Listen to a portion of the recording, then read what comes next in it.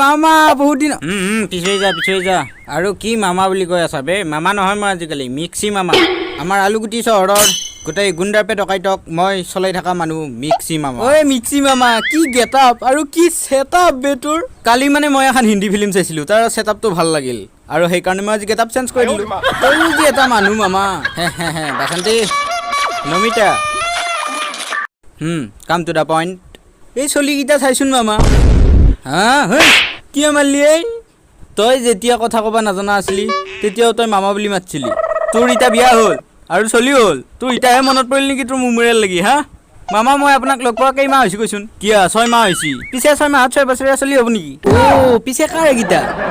এই দুটা চলি হৰাইছি তাৰমানে